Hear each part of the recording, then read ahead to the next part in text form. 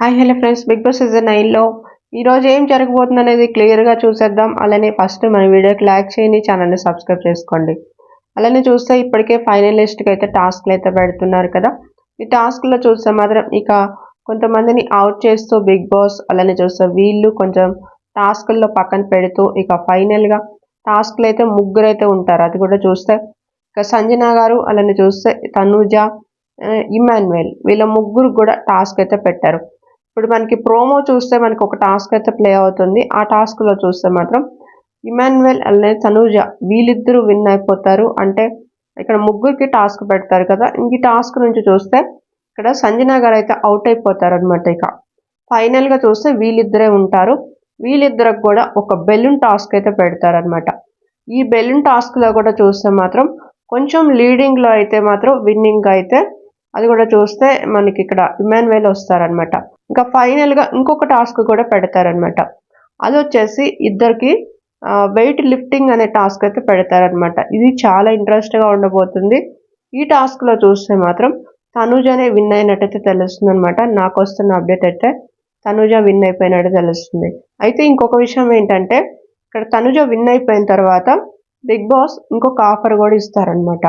ఈ వారం ఇమ్యూనిటీ కావాలా అంటే ఈ వారం సేఫ్ అవ్వటానికి ఇమ్యూనిటీ కావాలా, అలానే చూస్తే క్యాష్ మనీ అంటే ఇక్కడ ఒక 3 lakhs వరకు మనీ కూడా కన్ఫెషన్ రూమ్ పిలిచి అడుగుతారనమాట. అలా అడిగితే ఇంకా తనుజ ఏమంటదంటే ఇమ్యూనిటీ అనేది నాకు వద్దు అనేసి అయితే చెప్పినట్టు తెలుస్తుంది అనమాట. అలానే క్యాష్ కూడా తీసుకోలేదని తెలుస్తుంది. ఈ రెండు కూడా నాకేమొద్దు, ఆడియన్స్ ఓటింగ్ ప్రకారం నేను సేవ్ అయిపోతానని కూడా తనుజ అయితే చెప్పేస్తుంది అనమాట. చూస్తే మాత్రం ఇక సెకండ్ ఫైనలిస్ట్గా అయితే తనుజ అయితే రావడం జరిగిందనమాట.